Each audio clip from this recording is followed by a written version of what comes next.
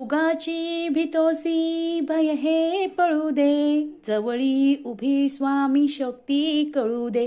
जगी जन्म मृत्यू असे खेळ त्यांचा, नको घाबरू तू असे बाळ त्यांचा. अशक्य ही शक्य करतील स्वामी. नमस्कार मंडळी, मी तृप्ती. तुम्हा सर्वांचं माझ्या चॅनलमध्ये खूप खूप स्वागत आहे. बघा मंडळी, अनेक जण श्री स्वामी समर्थ महाराजांची अगदी मनोभावे पूजा अर्चा करतात. आपल्या आजूबाजूला केंद्र असेल केंद्रात जातात, मठ असेल मठात जातात. अनेकांना स्वामी महाराज प्रचिती देत असतात. आपण अगदी सुखात असू द्या दुःखात असू द्या, आपण फक्त श्री स्वामी समर्थ महाराज म्हणले तर आपल्या प्रत्येक सुखात दुःखात श्री स्वामी समर्थ महाराज आपली साथ देत असतात. अनेक भक्त न चुकता अक्कलकोटला अगदी महिन्याला 3 महिन्याला जसंही शक्य होईल तिथे जाऊन श्री स्वामी समर्थ महाराजांचं दर्शन घेत असतात. श्री स्वामी समर्थ महाराजांना अतिशय प्रिय अति उच्च कोटीची सेवा अगदी मनोभावे करा. अनेकांना अनुभव येतात, ती म्हणजे तारक मंत्र. मग तारक मंत्र हा आहे तो म्हणजे तारून नेणारा. तुम्ही कोणत्याही दुःखात असू द्या संकटात असू द्या, तुम्ही फक्त स्वामी समर्थ महाराजांचा जो तारक मंत्र आहे तो अगदी श्रद्धेने मनोभावे बोला. तारक मंत्र जो आहे तो कसा म्हणावा, त्याचं अनुष्ठान कसं करावं, अगदी 1 दिवसाचं 3 दिवसाचं 21 दिवसाचं श्रावण महिन्यामध्ये सुद्धा शेवटच्या श्रावणी गुरुवारी तारक मंत्राचं अनुष्ठान कसं करायचं याची संपूर्ण व्हिडिओ आपल्या चॅनलला आले आहे. ते बघितले नसेल तर एकदा नक्कीच जाऊन बघा. मग असंच तारक मंत्र म्हणताना किंवा तारक मंत्राचं अनुष्ठान करताना अनेकांना खूप प्रश्न पडले आहे आणि सगळ्यांना एक महत्त्वाचा जो प्रश्न आहे तो सुद्धा पडला आहे. मग ते प्रश्न दूर करण्यासाठी मी तुमच्यासाठी आज हा व्हिडिओ घेऊन आले आहे. तुमचे जे प्रश्न आहे त्या प्रश्नांची उत्तर देण्याचा मी प्रयत्न करणार आहे. नमस्कार मंडळी, मी तृप्ती. तुम्हाला जर माझे व्हिडिओ आवडत असतील, चॅनलला नवीन असाल तर सबस्क्राईब करा. बघा मंडळी, तारक मंत्र ही अतिशय प्रभावी सेवा आहे. अनेकांनी अगदी मनापासून ही सेवा प्रभावीपणे अनेकांनी ही जी सेवा आहे ती अगदी मनोभावे केली आहे आणि त्यांना निश्चित फरक सुद्धा पडला आहे. मग असंच प्रश्न काय तर बघा ताई, आम्ही जे तारक मंत्राचं अनुष्ठान करतो, अनुष्ठान आम्ही करताना 3 दिवसाचं करावं की 1 दिवसाचं करावं. तर बघा मंडळी, तुमच्याकडून जसंही तारक मंत्राची सेवा होईल, अगदी 1 दिवसाची 3 दिवसाची 7 दिवसाची 11 दिवसाची 21 दिवसाची जसंही तुम्हाला शक्य असेल तसं तुम्ही करू शकतात. तुमची जर अडचण खूप मोठी असेल तर तुम्ही अगदी 3 दिवसाचं करा, 5 दिवसाचं करा, 7 दिवसाचं करा, पण तुम्हाला जसा वेळ आहे त्या वेळेनुसार करा. अगदी वेळेची स्वतःला त्रास करून अशी सेवा मुळीच करू नका. दुसरा प्रश्न, ताई आम्ही 3 दिवसाची तारक मंत्राची सेवा करत आहोत, मग आम्ही मांसाहार करायचा का, कांदा लसूण खायचं का, यासोबत पर अन्न आहे ते करायचं का. तर बघा मंडळी, तुम्ही ही सेवा तुमच्या आयुष्यात काहीतरी चांगलं होण्यासाठी किंवा तुमच्या जीवनात काहीतरी अडचण आहे ती दूर होण्यासाठी तुम्ही ही सेवा करत आहात. मग चुकूने या तारक मंत्राच्या सेवा करताना चुकूने मांसाहार करू नका. जी तामसी अन्न आहेत म्हणजे कांदा लसूण ती 3 दिवस वर्ज्य करा. आणि सगळ्यात महत्वाचं, आपल्याला वेळ नसताना, आपण वर्किंग वुमन आहात किंवा पुरुष ही जी सेवा करत असेल त्यांनाही वेळ नसेल, पण वेळात वेळ काढून तुम्ही सेवा करत आहात आणि या सेवेमध्ये तुम्ही परान्न घेत आहात. मग तुम्ही केलेली सेवा ही समोरच्याला लागणार आहे. मग चुकून ही एक जी चूक आहे ती करू नका. ही चूक आपल्याला महागात पडत असते. आपण विचार करतो समोरचा तर देवधर्म काहीच करत नाही, पूजा अर्चा करत नाही, मी सगळं करतो, मग हे माझ्याच पाठी का. तर ही एक चूक असते, ती आपल्याकडून होत असते. मग त्यामुळं ही सेवा काय, कोणतीही सेवा करताना पर अन्न घेऊ नका. तुम्ही केलेल्या सेवेचं फळ हे दुसऱ्याला मिळत असतं. त्यानंतर सगळ्यात प्रश्न, ताई आम्हाला ही सेवा करायची आहे पण आम्ही हॉस्टेलला राहतो, आता आम्ही काय करायचं. तर बघा मंडळी, पर अन्न म्हणजे दुसऱ्याच्या घरी जाऊन आपण खाणं, पण तुम्ही आता हॉस्टेलला राहता तर तुम्ही त्याचे जे चार्ज म्हणजे पैसे आहेत ते देतात. मग पैसे देऊन तुम्ही जे अन्न घेतात ते चालतं. मग त्यासाठी तुम्ही जर हॉस्टेलला असाल तर तुम्ही ही सेवा करू शकतात. कारण पैसे दिल्यानंतर जे अन्न आपण विकत घेतो, मग विकत घेतलेलं अन्न हे पर अन्न होऊ शकतं का. मग त्यामुळं आपण फुकट न खाता आपण पैसे देऊन जे अन्न खातो ते आपल्याला ती सेवा करताना चालणार आहे. त्यानंतर अनेकांना प्रश्न आहे की मला एक मुलगा आवडतो किंवा मुलगी आवडते, मग आता आम्ही ही सेवा करावी का. तर खरंच सांगते, तुमच्यासाठी जो योग्य असेल, जो जोडीदार योग्य असेल ती स्वामी समर्थ महाराज तुम्हाला नक्कीच देतील. तुम्ही जर ही सेवा केली तर तुम्हाला तो योग्य जोडीदार भेटेल. असा कोणताही प्रश्न किंवा ही जी सेवा आहे ती करू नका. कारण आपल्या जीवनात जी गोष्ट चांगली आहे तीच महाराज आपल्याला देत असतात. तुम्हाला जो मुलगा आवडला आहे तो योग्य असेल तर स्वामी समर्थ महाराज नक्कीच तुमच्या आयुष्यामध्ये तो मुलगा आणेल. एखादा मुलगा तुम्हाला सोडून गेला आहे तो तुम्हाला परत आणायचं असेल किंवा त्यांनी परत आपल्या जीवनात यावं यासाठी तुम्ही तारक मंत्राची जी सेवा आहे ती करू शकतात. पण तारक मंत्राची सेवा करताना जे तीर्थ आहे त्या व्यक्तीला द्यावं लागतं. मग आता ती व्यक्ती समोर नाही, मग काय करायचं? तर ही सेवा करणं चालत नाही.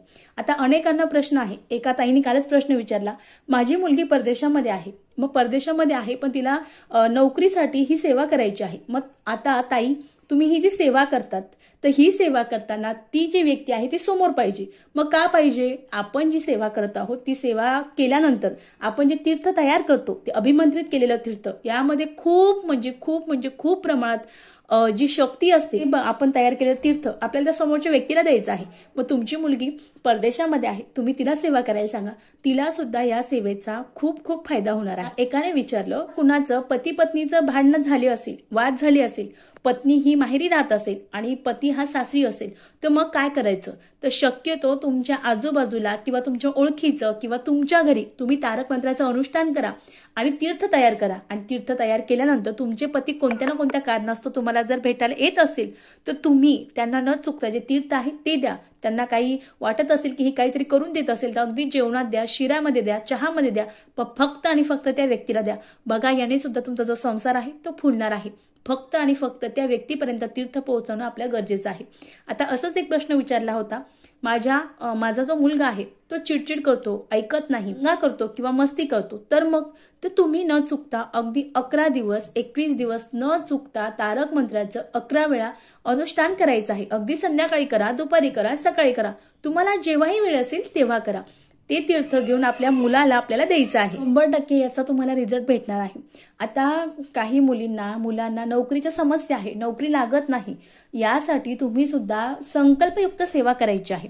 आता तुम्ही कोणतीही सेवा करा, अगदी 1 दिवसाचं जे तारक मंत्राचं अनुष्ठान आहे ते करा, 3 दिवसाचं तारक मंत्राचं अनुष्ठान करा, 5 दिवसाचं करा, 7 दिवसाचं करा, 11 दिवसाचं करा, कितीही दिवसाचं अनुष्ठान केलं तर संकल्पयुक्त करा. संकल्पयुक्त केली तर आपण सेवा, आपल्याला वाटतं की अरे संकल्प केला आहे, आपल्याला ही सेवा स्किप करणं चालणार नाही, मग त्यामुळं आपण जी सेवा आहे ती कधी स्किप करत नाही किंवा सोडत नाही. आता काही कारणास्तव असेल तर ठीक आहे, मग यासाठी तुम्हाला न चुकता संकल्पयुक्त सेवा करायची आहे. आता संकल्प कसा करायचा याचा सुद्धा पूर्ण डिटेल आपल्या व्हिडिओ जो आहे तो आपल्या चॅनलला आलेला आहे, तुम्ही तो बघून घेऊ शकता.